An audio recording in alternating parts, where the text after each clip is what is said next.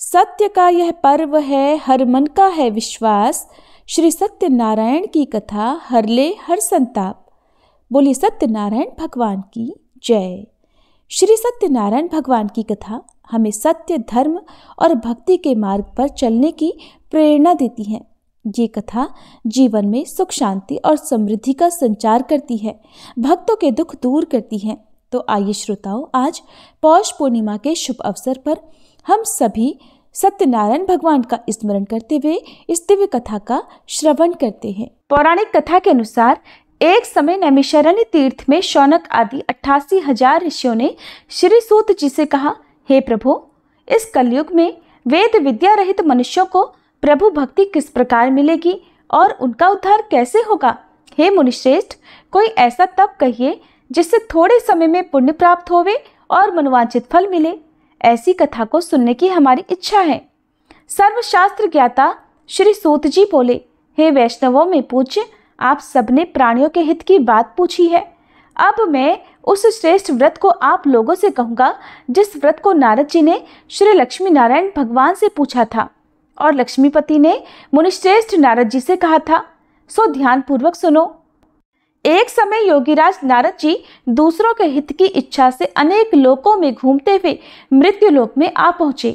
यहाँ अनेक योनियों में जन्मे हुए प्रायः सभी मनुष्यों को अपने कर्मों के अनुसार अनेकों दुखों से पीड़ित देखकर सोचा कि किस यत्न के करने से निश्चय ही प्राणियों के दुखों का नाश हो सकेगा।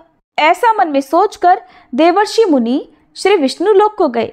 वहाँ श्वेत वर्ण और 4 भुजाओं वाले देवों के ईश नारायण को देखकर, जिनके हाथों में शंख, चक्र, गदा और पद्म थे तथा वरमाला पहने हुए थे, स्तुति करने लगे। हे भगवान, आप अत्यंत शक्ति से संपन्न हैं। मन तथा वाणी भी आपको नहीं पा सकती। आपका आदि मध्य अंत भी नहीं है। आप निर्गुण स्वरूप, सृष्टि के आदिभूत और भक्तों के सभी दुखों को नष्ट करने वाले हो। आपको मेरा नमस्कार है। नारद जी से इस प्रकार की स्तुति सुनकर भगवान श्री विष्णु बोले, हे मुनिश्रेष्ठ, आपके मन में क्या है? आपका किस काम के लिए आगमन हुआ है? निसंकोच कहिए।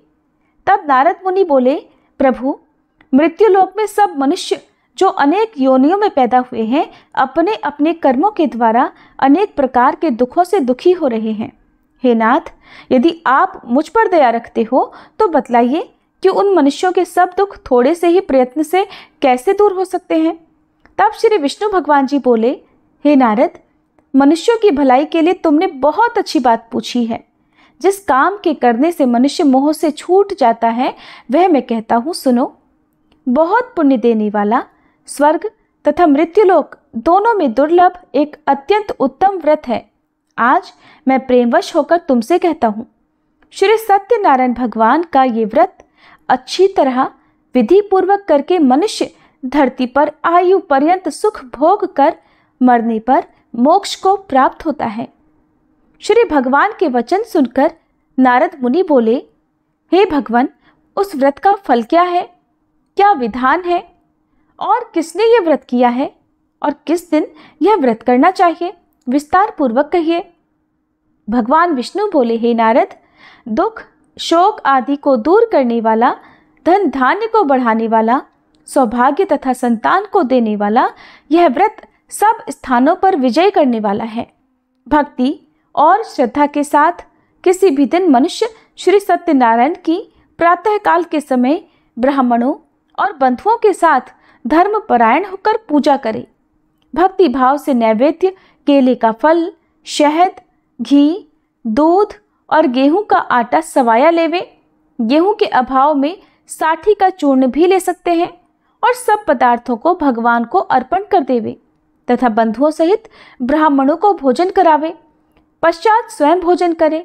रात्रि में नृत्य, गीत आदि का आयोजन कर सत्यनारायण भगवान का ध्यान करते हुए समय बिताए।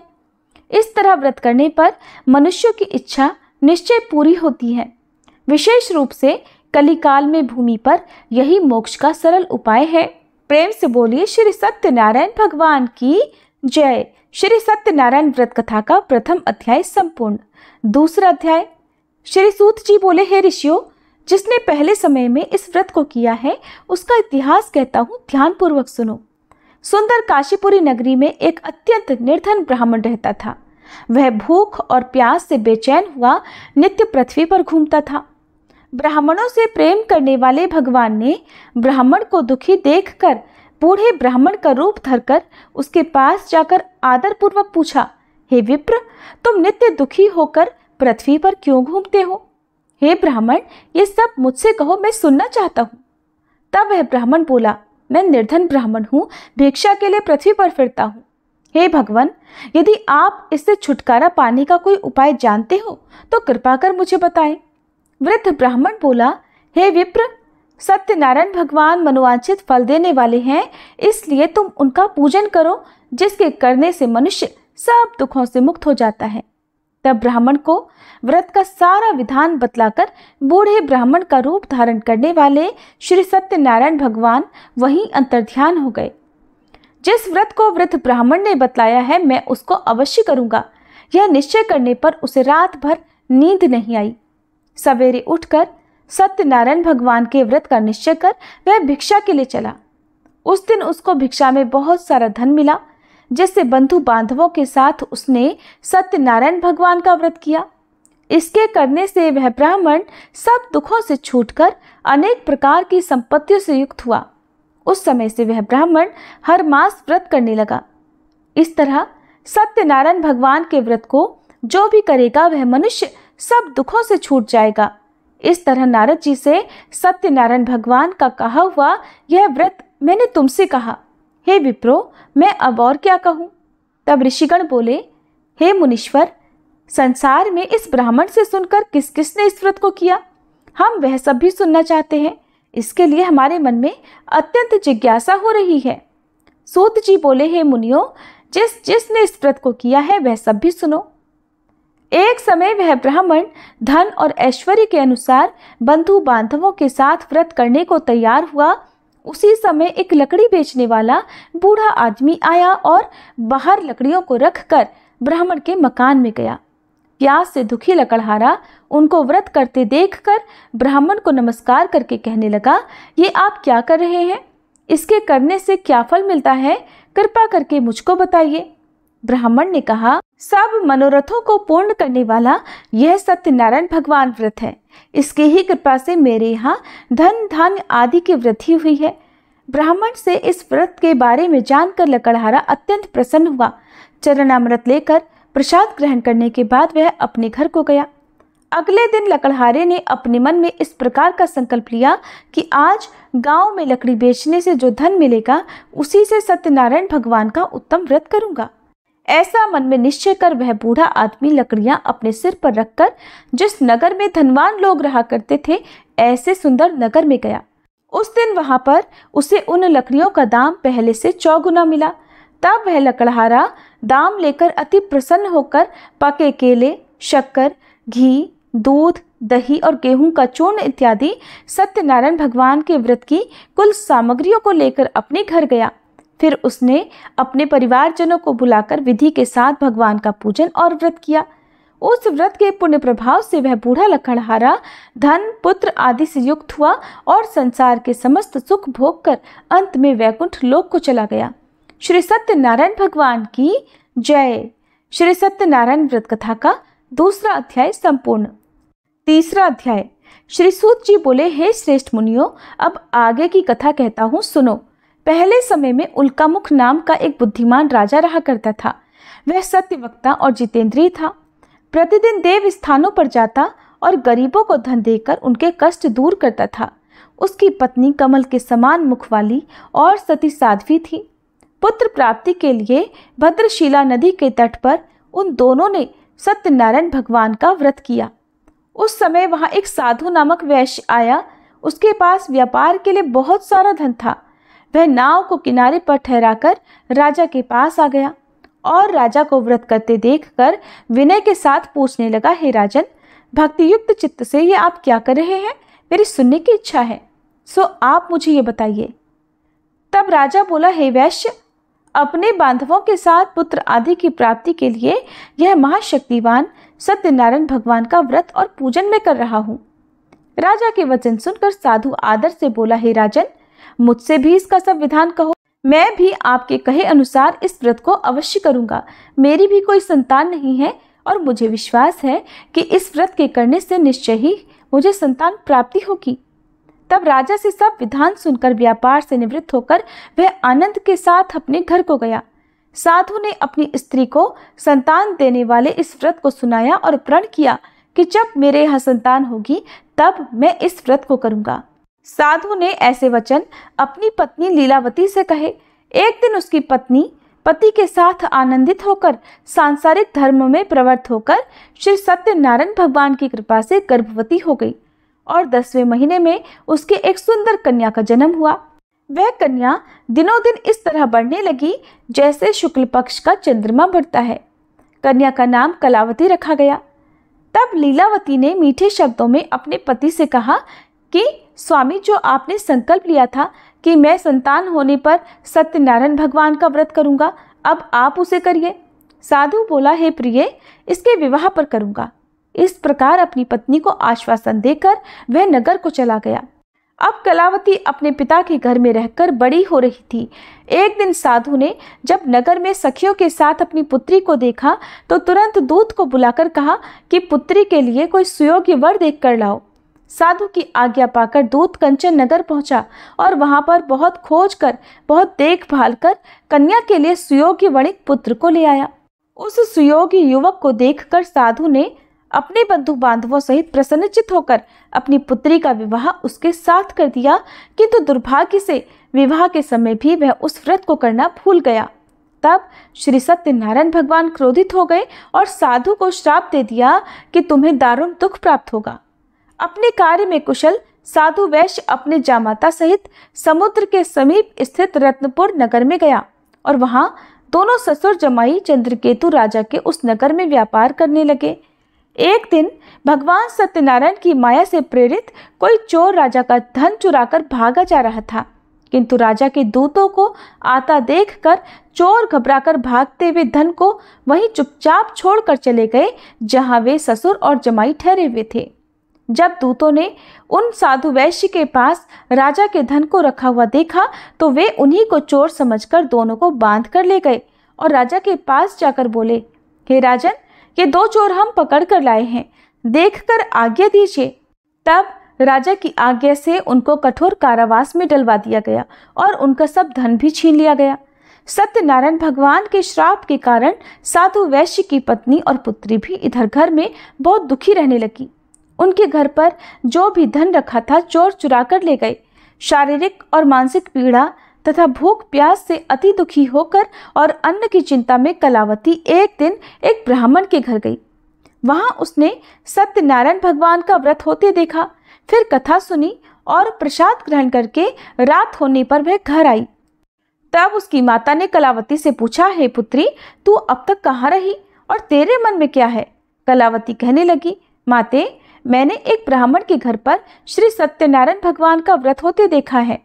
कन्या के ऐसे वचन सुनकर लीलावती भगवान के पूजन की तैयारी करने लगी। लीलावती ने परिवार और बंधुओं सहित श्री सत्यनारायण भगवान का पूजन किया और वर मांगा कि मेरे पति और दामाद शीघ्र घर आ जाएं। साथ ही प्रार्थना की कि हम सबका अपराध क्षमा करो। सत्यनारायण भगवान इस व्रत से संतुष्ट हो गए और राजा चंद्रकेतु को स्वप्न में दर्शन देकर कहा, हे राजन, तुमने जिन दोनों वैश्यों को बंदी बना रखा है वे निर्दोष हैं। उन्हें प्रातः ही छोड़ दो और उनका सब धन जो तुमने ले लिया है उसे वापस लौटा दो, नहीं तो मैं तेरा धन, राज्य, पुत्र आदि सब नष्ट कर दूंगा। राजा से ऐसे वचन कहकर भगवान अंतर्ध्यान हो गए। प्रातःकाल राजा चंद्रकेतु ने सभा में अपना स्वप्न सुनाया। फिर दोनों वणिक पुत्रों को कैद से मुक्त कर सभा में बुलाया। दोनों ने आते ही राजा को नमस्कार किया। राजा मीठे वचनों से बोला, हे महानुभावों, तुम्हें दैववश ऐसा कठिन दुख प्राप्त हुआ है, अब तुम्हें कोई भय नहीं। ऐसा कहकर राजा ने उनको नए नए वस्त्र आभूषण पहनाए और उनका जितना धन लिया था उससे 2 गुना धन देकर आदर सहित विदा कर दिया। तब वे दोनों वैश्य अपने घर को चल दिए। श्री सत्यनारायण भगवान की जय। श्री सत्यनारायण व्रत कथा का 3रा अध्याय संपूर्ण। 4था अध्याय। श्री सूत जी बोले, साधु बनिया मंगलाचरण कर और ब्राह्मणों को धन देकर अपने नगर के लिए चल पड़ा। साधु के कुछ दूर जाने पर इधर भगवान सत्यनारायण की उसकी सत्यता की परीक्षा लेने के विषय में जिज्ञासा हुई। तब वे एक दंडी का वेश बनाकर उस बनिए के सामने गए और पूछा, साधो, तुम्हारी नाव में क्या भरा है? तब धन के मद में चूर दोनों महाजनों ने अवहेलना पूर्वक हंसते हुए कहा, दंडी सन्यासी, क्यों पूछ रहे हो? क्या कुछ मुद्रा लेने की इच्छा है? हमारी नाव में तो लता और पत्ते आदि भरे हैं। उनकी ऐसी निष्ठुर वाणी सुनकर दंडी वेशधारी भगवान बोले, तुम्हारी बात सच हो जाए। ऐसा कहकर दंडी सन्यासी को रूप धारण किए हुए भगवान कुछ दूर जाकर समुद्र के समीप बैठ गए। इधर दंडी के चले जाने पर नित्य क्रिया करने के बाद उतराई हुई यानी जल में ऊपर की ओर उठी हुई नौका को देखकर साधु अत्यंत आश्चर्य में पड़ गया और नाव में लता और पत्ते आदि देखकर मूर्छित होकर पृथ्वी पर गिर पड़ा। होश आने पर वणिकपुत्र चिंतित हो गया। तब उसके दामाद ने इस प्रकार कहा कि पिताजी, आप शोक क्यों करते हैं? दंडी ने श्राप दे दिया है। इस स्थिति में वे ही चाहें तो सब कुछ कर सकते हैं, इसमें संशय नहीं। अतः उन्हीं की शरण में हमको चलना चाहिए और वहीं मन की इच्छा पूर्ण होगी। दामाद की बात सुनकर वह साधु बनिया उनके पास गया और वहां दंडी को देखकर उसने भक्ति पूर्वक उन्हें प्रणाम किया तथा आदर पूर्वक कहने लगा कि आपके सम्मुख मैंने जो कुछ कहा है, असत्य भाषण रूप अपराध किया है, आप कृपया मेरे उस अपराध को क्षमा कर दीजिए। ऐसा कहकर बार बार प्रणाम करके वह महान शोक से व्याकुल हो गया। दंडी ने उस बनिए को रोते हुए देखकर कहा, हे मूर्ख, रो मत, मेरी बात सुनो। मेरी पूजा से उदासीन होने के कारण तथा मेरी आज्ञा से ही तुमने बार बार दुख प्राप्त किया है। भगवान की ऐसी वाणी सुनकर वह उनकी स्तुति करने लगा। साधु ने कहा, हे प्रभु, ये आश्चर्य की बात है कि आपकी माया से मोहित होने के कारण ब्रह्मादि देवता भी आपके गुणों और रूपों को यथावत रूप से नहीं जान पाते। फिर मैं मूर्ख आपकी माया से मोहित होने के कारण भला कैसे जान सकता हूँ? प्रभु, आप मुझ पर कृपा कीजिए और मुझ पर प्रसन्न होइए। मैं अपनी धन संपत्ति के अनुसार आपकी पूजा करूंगा। मैं आपकी शरण में हूँ। मेरा जो नौका में स्थित पूरा धन था, उसकी और मेरी रक्षा करें। उस बनिए की भक्ति युक्त वाणी सुनकर भगवान जनार्दन संतुष्ट हो गए। भगवान जनार्दन उसे अभीष्ट वर प्रदान कर वहीं अंतर ध्यान हो गए। इसके बाद वह साधु अपनी नौका में चढ़ा और उसे धन धान्य से भरी हुई देखकर भगवान सत्यदेव की कृपा से हमारा मनोरथ सफल हो गया, ऐसा कहकर स्वजनों के साथ उसने भगवान की विधिवत पूजा की।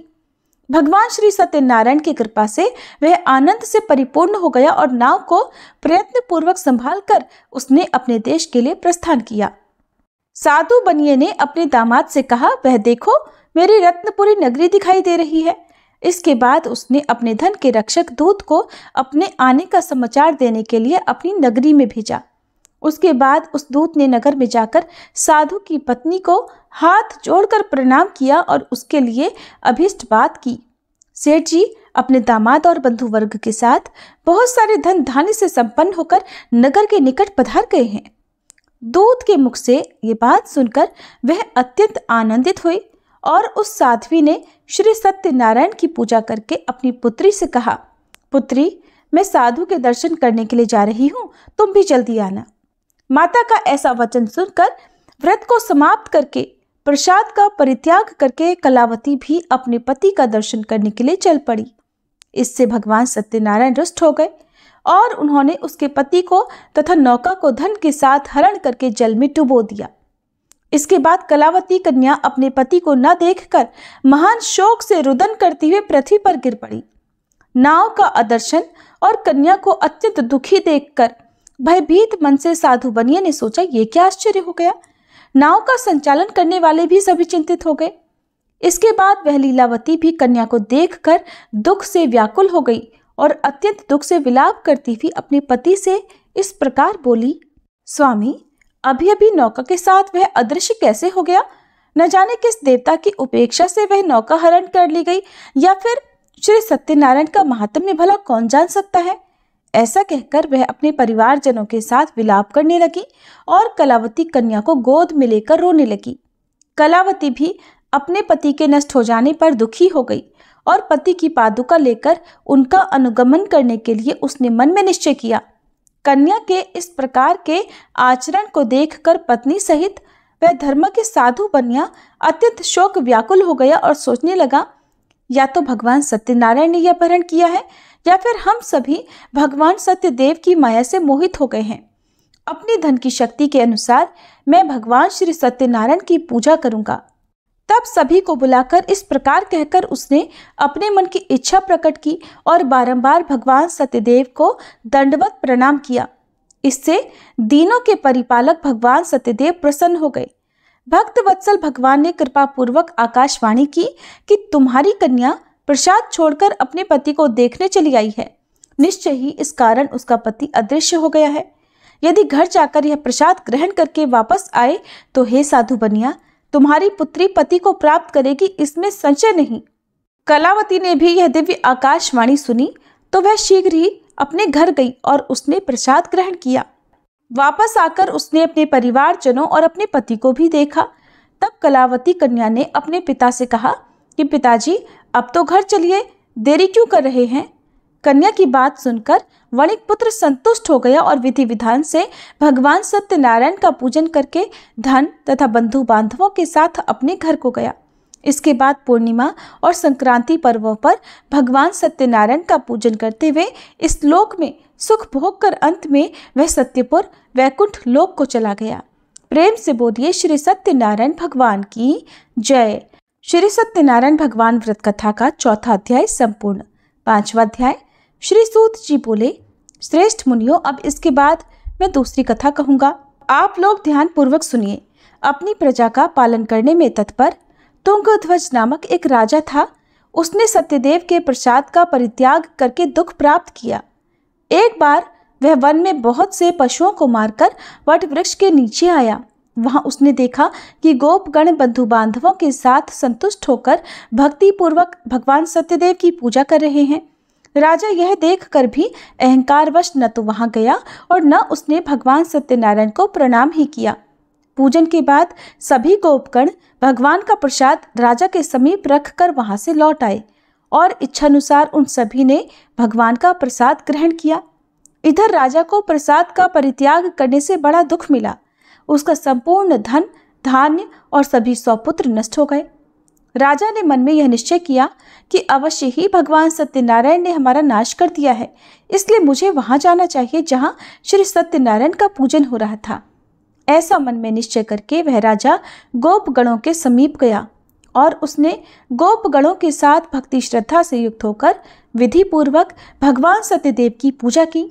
भगवान सत्यदेव की कृपा से वह पुनः धन और पुत्रों से संपन्न हो गया तथा इस लोक में सभी सुखों का उपभोग कर अंत में सत्यपुर वैकुंठ लोक को प्राप्त हुआ।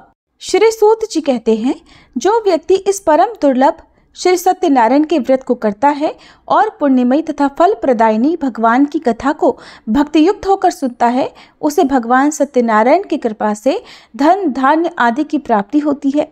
दरिद्र धनवान हो जाता है, बंधन में पड़ा हुआ बंधन से मुक्त हो जाता है, डरा हुआ व्यक्ति भय मुक्त हो जाता है। ये सत्य बात है, इसमें संशय नहीं। इस लोक में वह सभी इच्छित फलों को भोग कर अंत में सत्यपुर वैकुंठ लोक को जाता है। हे ब्राह्मणों, इस प्रकार मैंने आप लोगों से भगवान सत्यनारायण के व्रत को कहा, जिसे करके मनुष्य सभी दुखों से मुक्त हो जाता है। कलयुग में तो भगवान सत्यदेव की पूजा विशेष फल प्रदान करने वाली है। भगवान विष्णु को ही कुछ लोग काल, कुछ लोग सत्य, कोई ईश और कोई सत्यदेव तथा दूसरे लोग सत्यनारायण नाम से कहेंगे। अनेक रूप धारण करके भगवान सत्यनारायण सभी का मनोरथ सिद्ध करते हैं। कलयुग में सनातन भगवान विष्णु ही सत्यव्रत रूप धारण करके सभी का मनोरथ पूर्ण करने वाले होंगे। हे श्रेष्ठ मुनियों, जो व्यक्ति नित्य भगवान सत्यनारायण की इस व्रत कथा को पढ़ता है, सुनता है, भगवान सत्यनारायण की कृपा से उसके सभी पाप नष्ट हो जाते हैं। हे मुनीश्वरों, पूर्व काल में जिन लोगों ने भगवान सत्यनारायण का व्रत किया था, उसके अगले जन्म का वृतांत कहता हूँ, आप लोग सुनिए। महान प्रजा संपन्न शतानंद नाम के ब्राह्मण सत्यनारायण व्रत करने के प्रभाव से दूसरे जन्म में सुदामा नामक ब्राह्मण हुए और उस जन्म में भगवान श्री कृष्ण का ध्यान करके उन्होंने मोक्ष प्राप्त किया। लकड़हारा भील गुहों का राजा हुआ और अगले जन्म में उसने भगवान श्री राम की सेवा करके मोक्ष प्राप्त किया। महाराज उल्कामुख दूसरे जन्म में राजा दशरथ हुए, जिन्होंने श्री रंगनाथ जी की पूजा करके अंत में वैकुंठ प्राप्त किया। इस प्रकार धार्मिक और सत्यव्रती साधु पिछले जन्म के सत्यव्रत के प्रभाव से अपने दूसरे जन्म में मोरध्वज नामक राजा हुआ। उसने आरे से चीरकर अपने पुत्र की आधी देह भगवान विष्णु को अर्पित कर मोक्ष प्राप्त किया। महाराज तुंगध्वज जन्मांतर में स्वयंभू मनु हुए और भगवत संबंधी संपूर्ण कार्यों का अनुष्ठान करके वैकुंठ लोक को प्राप्त हुए। जो गोपगण थे वे सब जन्मांतर में ब्रजमंडल में निवास करने वाले गोप हुए और सभी राक्षसों का संहार करके उन्होंने भी भगवान का शाश्वत धाम गोलोक प्राप्त किया। प्रेम से बोलिए श्री सत्यनारायण भगवान की जय, श्री लक्ष्मी नारायण भगवान की जय। श्री सत्यनारायण भगवान कथा का 5वां अध्याय संपूर्ण और इसी के साथ कथा समाप्त हुई।